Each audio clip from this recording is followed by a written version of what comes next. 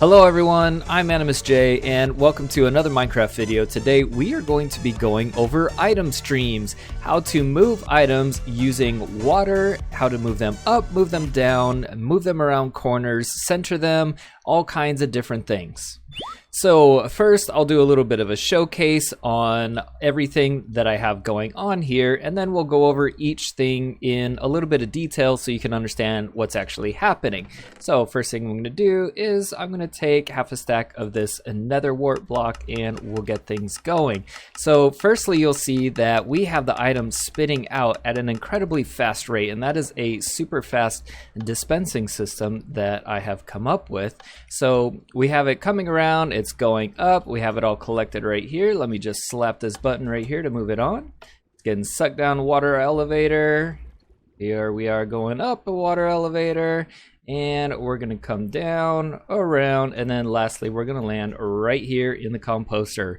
Bang, boom, bam. All right, let's get into all of this. So first things first is how to build this super fast item dispenser, and it is indeed super fast because building it in just the traditional way without the extra stuff that I've done to it will not go as fast, and I can demonstrate that for you right here by putting in the 32 nether wart straight into this hopper right here. And you can hear how it's kind of like that, all right? However, if I put stuff into the top chest and utilize both of the hoppers, you can see that it's spitting out a whole lot faster, twice as fast pretty much. Now that's not just because of the hoppers, that it is partially because of the hoppers, but it is also because of the way that I have the redstone ticking. So in the lesson on how do comparators work, I did go over a basic system of how item dispensers work, and just to see how the basic level of one works, it's quite slow, especially when compared to the one that I made.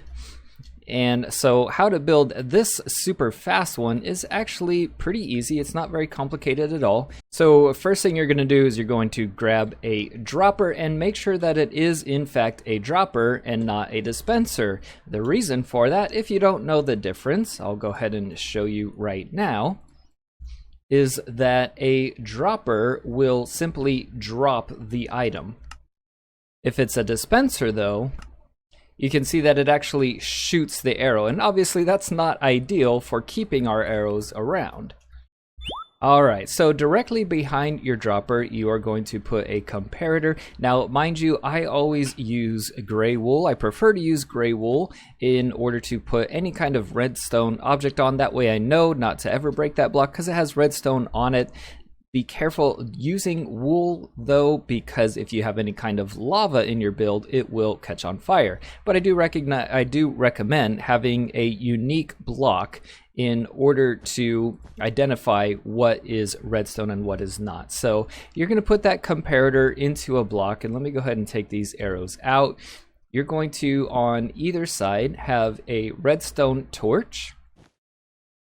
Drop it down by 2 blocks, and you're going to put redstone. Make sure your redstone is illuminated. Then you're going to carry it out to a 3rd block like so. So it should be running right next to your dropper. Then what you're going to do is come around to the other side. Go ahead and break out this block. And what you're going to do is put a redstone torch on the bottom block that is underneath your dropper all the way down, just like that. And then one next to it. So you should have your torch here, and then no torch on that one, and then for these 2 blocks that have redstone, you should have redstone torches. Now what that's going to do is create a super fast clock that will cause burnout torches, double burnout torches that will never stop, and that's what creates the super fast speed. Now in order to make this faster than what you saw right there, what you need is you need a hopper going into the side, hopper going into the top, and then we have to feed both of those at the same time. The best way to do that is add another hopper right here and then put a chest across the top. Doing that will feed both hoppers simultaneously because the speed of this is actually limited by the speed of the hopper. The torches are able to spit things out of the dropper faster than the hopper is able to feed them. So by having 2 hoppers feeding into 1 dropper, you are able to spit them out even faster. So let's get into every aspect of what's going on here. Firstly, after your item dropper, what you're going to want to do is have it going directly into a water source, and you want to make sure that you have a block of some sort directly above that water source. Otherwise, your item dropper will sometimes spit things in erratic ways that will cause it not to go in the direction that you necessarily want it to. And then let's talk about the ice. I am using blue ice. But in regards to the speed of the items, both blue ice and packed ice will travel the items at the same speed from what I understand. Normal ice is just slightly slower than what blue ice and packed ice will give you. However, if you have a light source or you're in a warm biome, your ice will eventually melt, whereas packed ice and blue ice will not. Using a normal block like so will actually cause your items to not travel as fast as you can see. And then soul sand will slow your items down a whole lot. And then from my understanding, if you have ice underneath the soul sand, it will slow it down even more.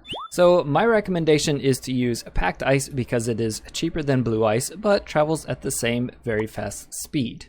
So as far as your item stream goes, your water will travel for 8 blocks, 1, 2, 3, 4, 5, 6, 7, and 8, and then it will run out. We need to be able to keep it going. So what we need to do is we need to separate the next water source from the first one. Otherwise, they will just merge like so, and your items will get stuck in the middle rather than traveling the direction you want them to. So you have a variety of options that you can use in order to do this. You can use a trap door, which is what I previously had, and you can also use a top half slab. What that will do is allow the items to travel right underneath and then continue on. If you're in Bedrock Edition, you can use a button, which I highly recommend because it only costs 1 single piece of wood in order to make buttons, whereas other things like signs cost more. But they do work, and your items will not get caught on the hitbox of the sign because it is a non-collision item. And you can also use pressure plates. Your items will flow right above it. One thing with pressure plates is that it will activate redstone. So if you have redstone in the area, you can either use your item in order to trigger your redstone, or otherwise you need to be careful because it may trigger it unintentionally. One thing I do not recommend using is the scaffolding block. Although it does stop the water, it will from time to time catch your items on the edge. I'm not getting it to catch right now, but during my testing I was able to get it to do it. So then in going around the corner, you can either allow your water stream to travel around the corner like so, and then just catch up the rest of it moving on accordingly, or you can always just end your item stream just before the corner and then get another source water block to get it moving in the appropriate direction. By having a corner in your item stream, you will see that your item becomes aligned to whichever opposite side you're turning. In this case, we turned to the right, and so our item went up against the left side wall, and that is important for the next thing over here. As far as moving items up, we can use a bubble elevator column in order to do that. All you need to do is stop your water 1 block before your column, like I've done right here, and then you have soul sand 1 block down. Make your protective column going up, add a water source at the top. Make sure that you have water sources going all the way down, and it will create your bubble column. Items in the bubble column will flow all the way up very rapidly. Make sure that you have a roof over the top in order to prevent items from spitting up all over the place because they will land in every random direction. Now, coming over to here, you can actually filter out items as they are traveling. So in this case, we are going to left align the items by turning to the right, as I mentioned before. And you can see that these nether wart blocks are just continuing on all the way to the end. But if I throw this scaffolding block in there, you can see it disappeared when it got to this ender chest. And that is because underneath this end chest, I have a hopper that is full of scaffolding. I have another one over here that is full of ladders. hoppers, and what you can do is you can have item filters underneath these two hoppers in order to filter out certain items and either collect them or stop them from being collected. The reason that this works is because the end chest is a smaller hitbox than what a full-size block is, and the same with cake. Keep in mind, if you're going to do this though, that you do need to use these items for the rest of the direction that you're traveling. For example, if I were to replace this corner with a full piece of glass, then what's going to happen is when the items get to there, they will get hung up on that block. So if you're going to use end chest or cake, you have to use them for that entire wall, otherwise your items will get caught. Now, coming around the corner right here, I'm going to stop my items using iron bars, and what that does is it prevents the items from traveling too far when they drop down using gravity, if you're just using a gravity drop of some kind rather than a downward water elevator, which we're going to cover in just a second. If I did not have this iron bar here, what would happen is my items would drop down and they would shoot off in all kinds of crazy directions. It would be completely random, dependent on the speed. Having the iron bar here ensures that they only travel so far before falling down. Now, what I have here is a collective area, and this collective area allows items to build up into stacks before they move on. I've put a piston here, and I just have a button, but you would want to probably hook this up to some kind of a clock to fire every so often. And the reason you might want to do this is if you are using an item stream in order to filter into some kind of a furnace array. If you're filtering into some kind of a furnace array, you wouldn't want all of your items to come in individually because that would be a waste of fuel. Instead, you would want them to come in stacks.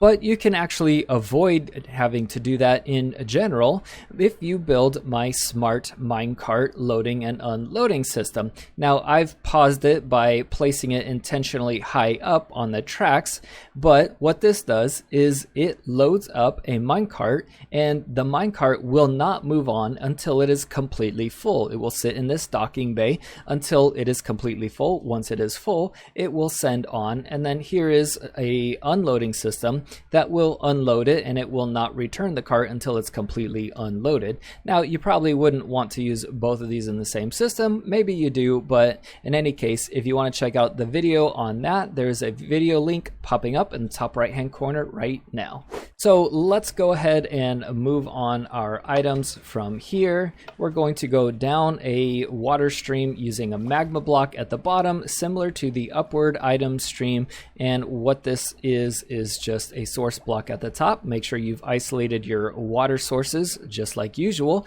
and then down at the bottom you actually don't need any kind of isolation. You can just use the bottom water source in order to move the items on to the next area, as you can see right here. Let me go ahead and do that again with another warp block so you can actually see it.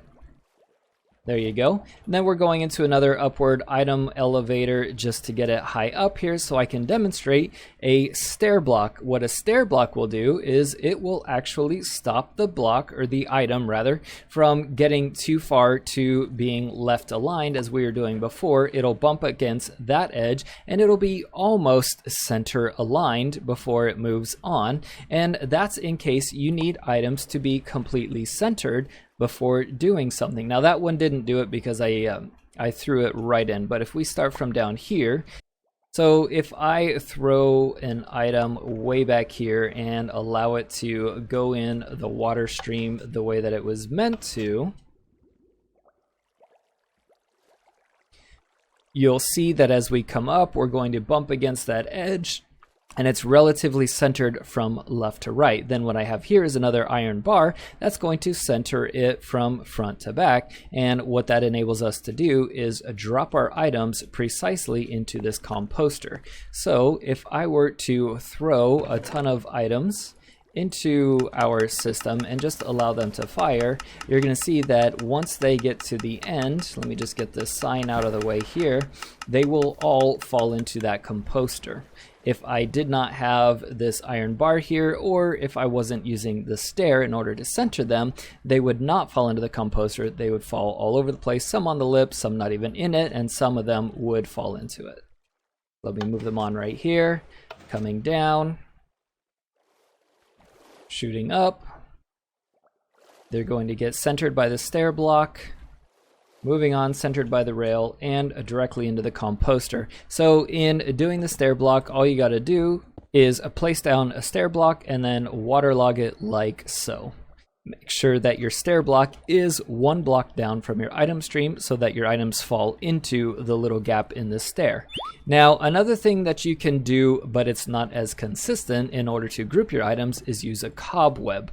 So items that get sent in close proximity to each other, but still a little bit spaced out, will all group to each other inside of the cobweb.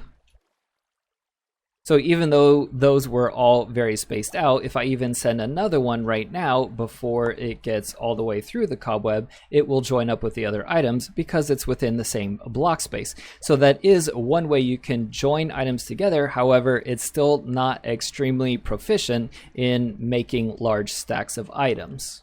One more thing I want to cover is that if you have your item stream going into a cactus, the cactus will delete your items for you. It will remove them forever, and so if you have already taken all of the things out of your item stream that you need to collect, and you just need to get rid of all the extras, say armor from a skeleton farm or rotten flesh from a zombie farm, anything like that, you can just put a cactus at the end of it and it will get rid of all of your extra items without getting a lot of fill up in your chest that you need to get rid of, or a lot of lag from items just sitting there. Well, that is it for this tutorial, guys. I hope that it helps you out, and if you enjoyed it, make sure to hit that like button. If you haven't already, be sure to subscribe. If you run into any issues, you need any help with anything, you are welcome to join our Discord server, where we will do the best we can to help you out.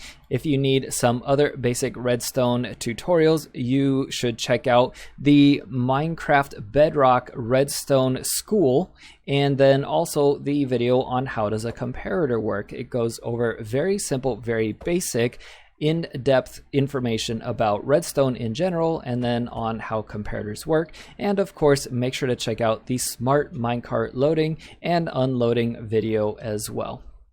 So that's it for today, guys. I'm AnimusJ, and I'll see you in the next video.